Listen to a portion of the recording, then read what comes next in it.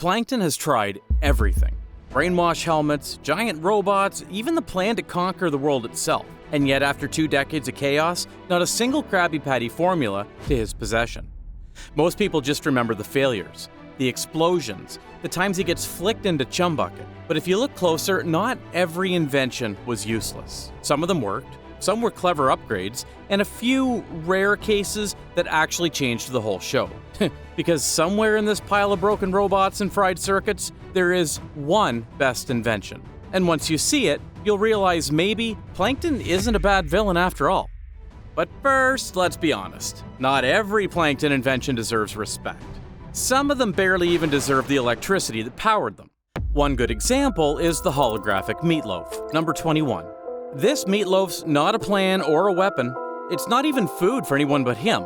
But at least it confirms that Plankton is smart enough to make his own version of fast food.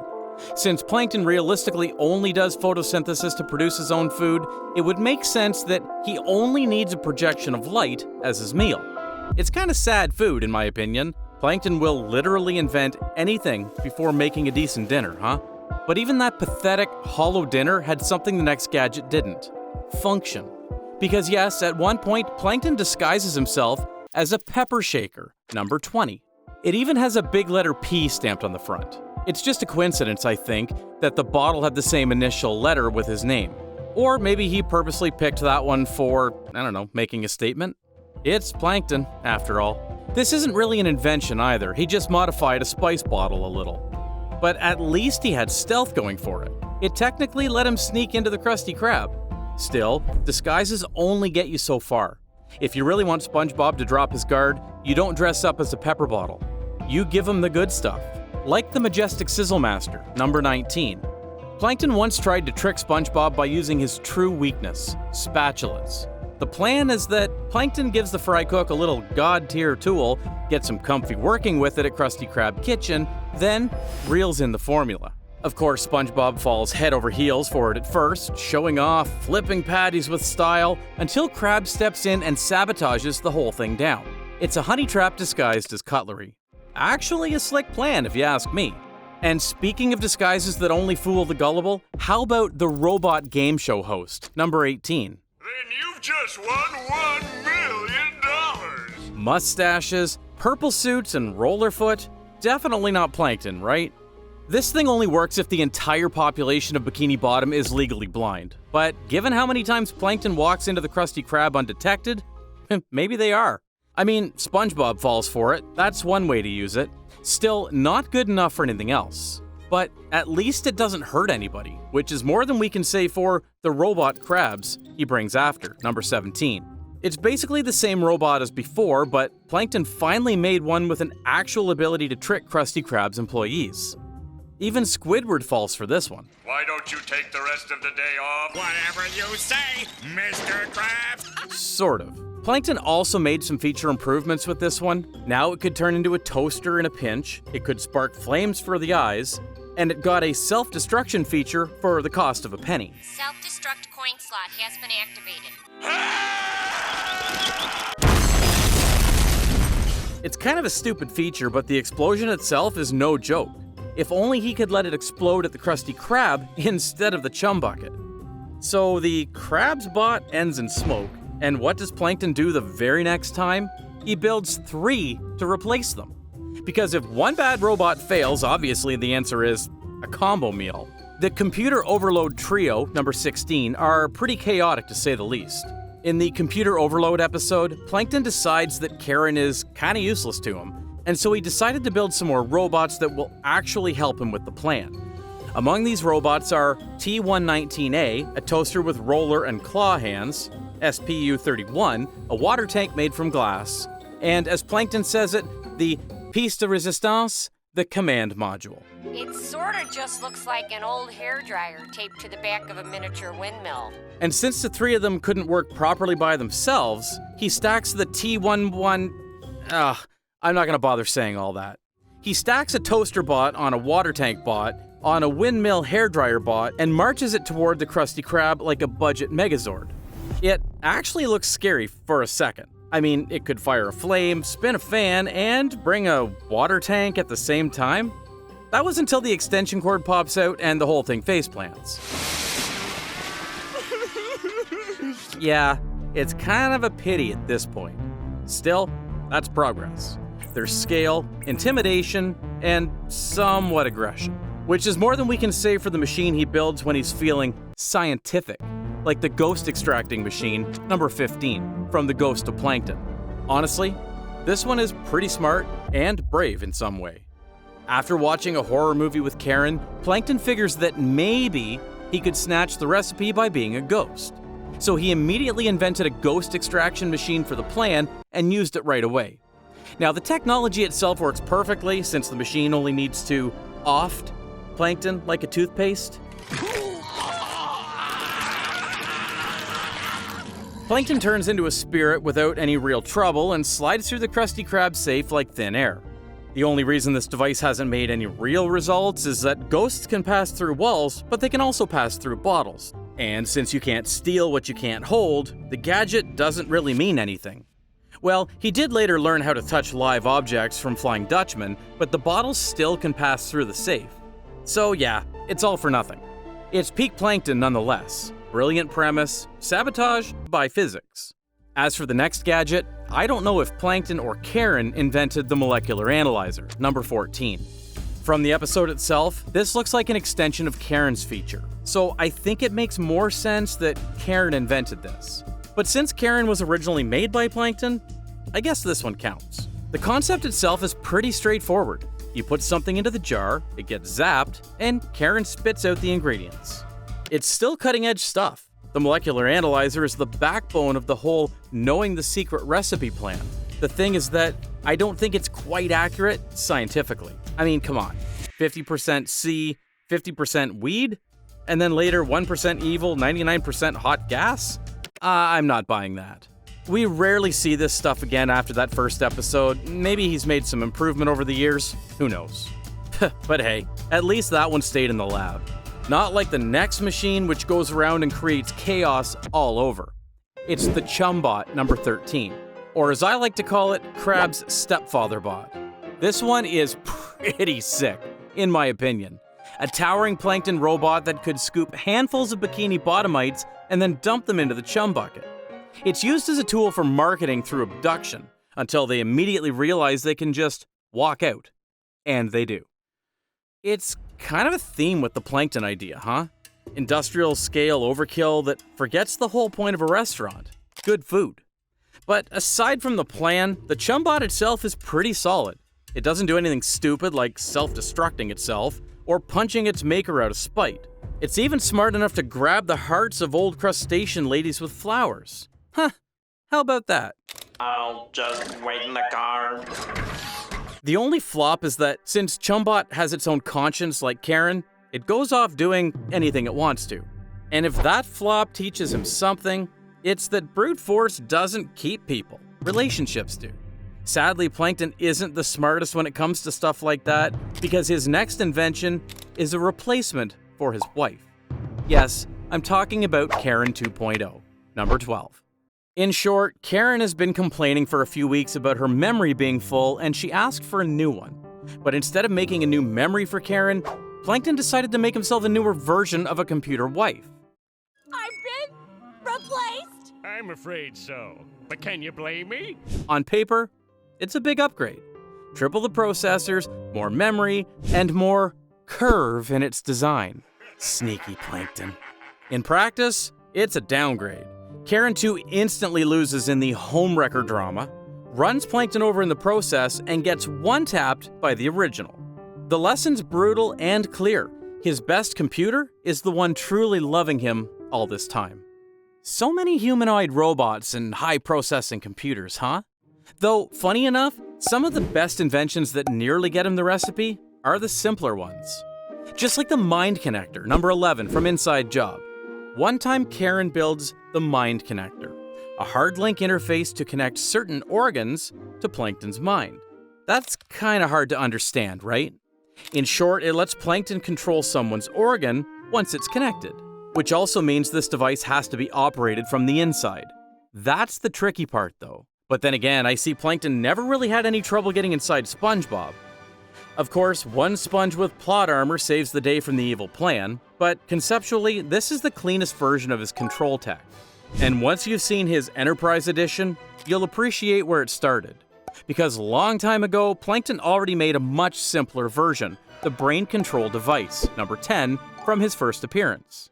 It's one of the first devices he introduced to the show and sets the tone for himself as the evil genius. Shut your mouth, you mediocre clarinet player. Mediocre? The device itself is pretty small, only the size of his body. All you need to do is attach it directly into someone's brain. From there, you could control the person like a puppet, doing pretty much anything. To be honest, this is the first plan that feels like a series finale speedrun. Plankton nearly gets the recipe, if not for his greed, throwing himself into the analyzer machine. It's clumsy at best, but this prototype is a real example of what he was capable of. And if a prototype can steer SpongeBob like a marionette, imagine what happens when he perfects the mass version, which we'll get to later in the list. But instead of doubling down on that idea immediately, he takes a left turn into chemical warfare, which goes about as well as you'd think. It's the Goo Goo Gas number 9 from the episode, you guessed it, Goo Goo Gas. It's another one of the rare cases of his brilliant idea. One day, Plankton gets an idea to invent a chemical weapon to attack the Krusty Krab. He called it the Goo Goo Gas, just spray it on your enemy, and they turn into babies. It's pretty convenient. But like any of his inventions, there's always some drawbacks to it. One spray will turn someone into a baby, and the next one acts as an antidote, turning them into adults again. And repeat. In other cases, the gas does the exact opposite as the senior citizen spray, turning everyone senile and grumpy like Barnacle Boy. But eventually, he figured out the problem with the recipe, which is also kind of rare. After he mixes some baby powder into the recipe, Plankton gets a solid Goo Goo Gas in his hand. So he brings the spray and some grenade gas to storm the Krusty Krab again.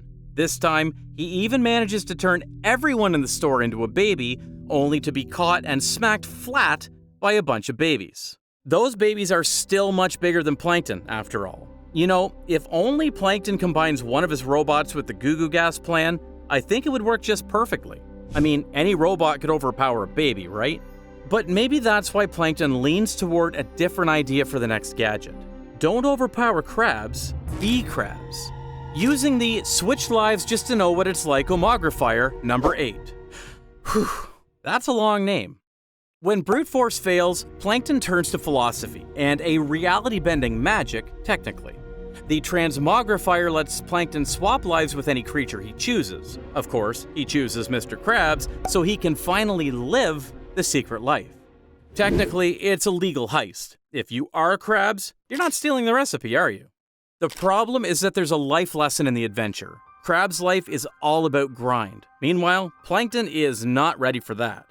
He couldn't stand the workplace that's surrounded by 2 idiots, a whale daughter, and gets terrorized every single day by naked crabs. So yeah, he bails before he learns anything useful. Shame, Plankton. But since he knows that identity theft won't stick, maybe if you rip out the identity and mount it in a machine, it'll work, right? Because Sponge Robot number 7 is actually a clever idea. Remember when SpongeBob got transferred to the Chum Bucket? Plankton gets his hand on the very person that made the Krabby Patty itself. He even goes as far as redecorating the whole Chum Bucket interior to set up the mood for SpongeBob. But it just doesn't sit right for SpongeBob. But this grill is not a home. So after lots of refusal, Plankton just decided to remove SpongeBob's brain and put it in the Robot Bob Sponge Shift Pants. I know, weird name, right? The idea is brutal by all means, but it's not bad. If the real ones refuse to give up the recipe, then theoretically, if you just remove the brain, where the memory of the recipe is, and put it into a machine, then the machine will do the job. Sadly, the robot is so advanced in technology, it manages to transfer the whole personality rather than just the knowledge. So now you just have another SpongeBob that refuses to do the work. It's one of those task failed successfully memes. Plankton never really had a good record with feelings, after all. And when feelings get in the way, Plankton goes back to something that never argues: chemistry. It's really an evil plan to turn hair care into a mind control device. Even worse, he's putting Professor Plankton's mind control shampoo number 6 into someone like Mermaid Man and Barnacle Boy. After rubbing in just a few drops, the heroes go smooth brain on command, just like the name. It's Professor Plankton's mind control shampoo! With conditioner! This one has a good plan and goes pretty solid in practice. Plankton manages to control Mermaid Man and Barnacle Boy's minds until the end of the episode. Luckily, after the hard-fought battle, the Fry Boy manages to save both of them and secure the sales for Krusty Krabs. You know what? If Plankton just mass-produced this shampoo and sells it at Bargain Mart, I think he would instantly conquer all of Bikini Bottom, right? Why is he not doing that? But at least Plankton learned something from this episode. Single target control is scary, but big mass control might change the tide, just like his army of chum. Technically, CHUM number 5 is not an invention, but still his doing nonetheless. After getting flushed into the sewer by SpongeBob, Plankton discovers that every chum he threw away into the sewer system over the years mutated into a monster that inhabited the sewer. The CHUM, or chum, name itself refers to Collective Hive Under Master, meaning their bodies could join and morph into any shape, move freely, and most important of all, they all worship Plankton. Praising you, the Master Creator. Me? Plankton manages to convince them to join his cause, taking a Krabby recipe from Mr. Krabs. For one terrifying moment, Mr. Krabs is cornered by a cult of mutated chum. Now, the chum itself is pretty much unkillable. They're immune to any damage and could adapt in any situation. Not to mention, they have a sheer amount of strength. Of course, SpongeBob saves the day, spraying them down with a water hose, unintentionally, and flushing them back into the sewer again. Still, this could be a good source of Plankton's army. Other than the thousands of his families, of course, they managed to take over Krusty Krab that one time. But surprisingly, one of the best Plankton inventions is laid out in the open every day. Who would have thought the mascot Chum Bucket glove number 4 turns out to be one of the most versatile gadgets for Plankton? It's been a submarine and 20,000 patties under the sea, complete with Karen installed to warn him about incoming customers, until angry diners started chucking rocks at it. What the? It could turn into a lockpick and a guide, opening paths for him in Pineapple Invasion, and even burying the entire Chum Bucket in Plankton Retires.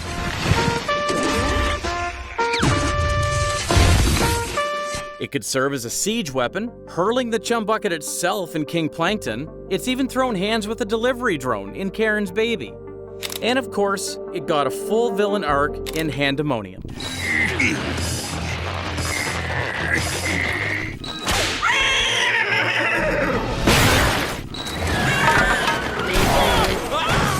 Plankton brings it to life, it crushes Krabs in arm wrestling, snatches the formula, and then betrays Plankton completely.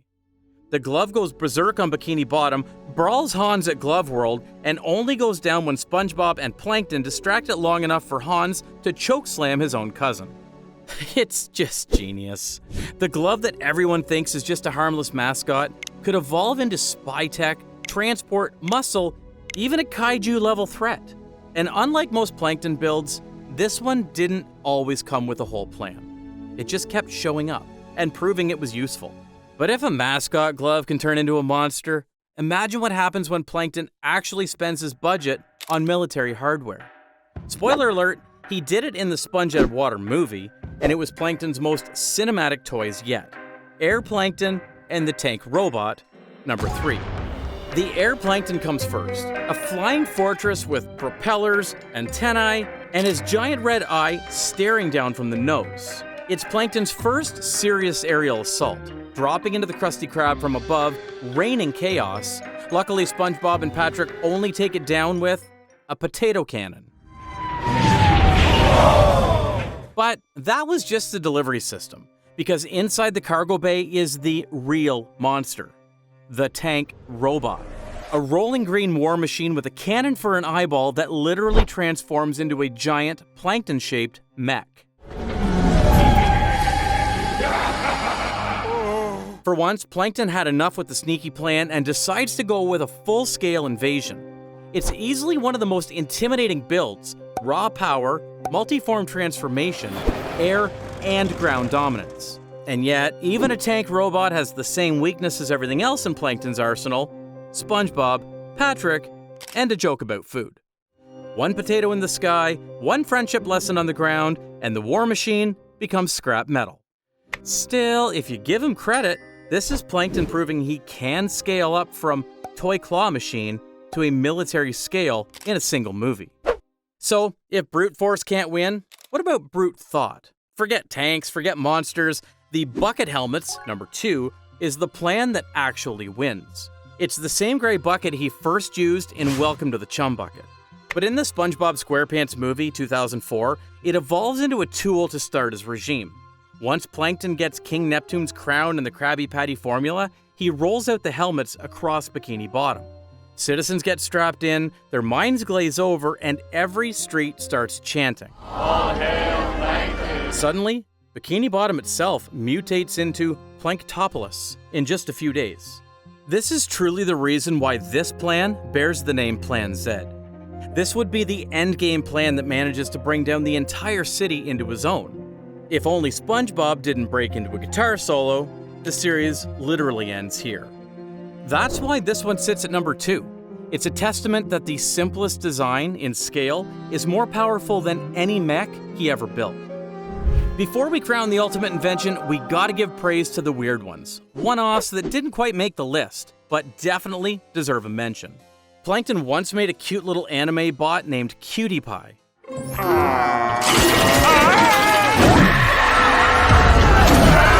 A robot so cute it weaponizes kindness. The second you say, "Aww," this little duck bot hulks out into a nightmare, devouring everyone in sight and locking them in its quantum stomach prison. It's absurd, it's terrifying, and yes, Plankton is the first one it eats. By the end, SpongeBob repurposes it into a Glove World ride, proving that even killer robots can get a second career in amusement parks. Meanwhile, if you thought crabs love money was just a figure of speech, Plankton made it literal one time. Kashina was a robot bride built from stacks of dollar bills, designed to seduce Mr. Krabs into spilling the secret formula. And it almost works. Krabs proposes. On their honeymoon, he gets this close to unlocking the recipe until one stray tear short-circuits her and she explodes on the spot. Romantic? Maybe. Effective? Almost. Creepy? Absolutely. And then there's the Krabby Patty spider legs from Krusty Krab training video. What's this? Yeah, this one isn't canon, but still terrifying. Imagine ordering a burger and it crawling off your plate before you can eat it. Plankton would absolutely mass-produce these if he could. Cute bots, cash brides, cursed burgers. They show how far Plankton will go for the recipe, but they're not the reason he gets that far.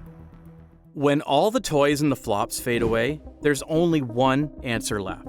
For all the tanks, robots, and brain buckets, every single one of those inventions only worked because of one thing: the real mind in Chum Bucket. Yep, you guessed it. The answer is very clear from the beginning. There are no other better inventions and decision Plankton made in his life than his computer wife, Karen. Number 1. From day one, she's the brain in the room, running analyses while Plankton runs around failing. Karen also roasts him regularly because someone has to say the hard thing out loud. I was just starting out as a security system. It was only our 3rd date. Anyway. Before computer wife, she was a surveillance, then a partner, then the engine, a camera that learned to care and learned to yell. Befriend the SpongeBob. Plankton sees obstacles, Karen sees options. Don't bash the door, talk to the doorman. She tells Plankton to befriend SpongeBob because people move worlds. The deal was that I paid Nat to eat your chum so you'd quit your constant complaining. Business dead? She creates demand. Is it ethical? No. Is it effective? Absolutely. But then you'll see just how much I need you. Karen! And anytime he tries to replace her, the universe speed runs the lesson. Karen is the system. Pull her plug, and everything else unplugs itself. What about Z? Z? Z, the letter after Y. In fact, the whole Plan Z in the movie was her idea all along. Plankton wouldn't get to such heights if not for her. That's why she's number one. Behind all the sass, the marriage bits, the yelling software, Karen is Plankton's only invention that never fails him. There will be no Chum Bucket without Karen. Even if there is, it wouldn't last this long without her. And that's the biggest punchline for 2 decades of mayhem. The greatest thing Plankton ever built was the thing that kept yelling at him. 25 years of mind control, robots, and rubber gloves, all leading to one glowing screen in the back of an empty restaurant. Plankton's story is proof of true dedication. When you strip away the chaos, you realize maybe the formula was never under lock and key in the Krusty Krab. It was sitting right next to him the whole time. He just kept unplugging it. But, truth be told, sometimes Bikini Bottom doesn't even need Plankton to feel terrifying. Because when one little boating accident spirals out of control, Bikini Bottom turns darker than any Plan Z could dream up. Trust me, you'll never look at SpongeBob the same way again. I'll see you on the next dive.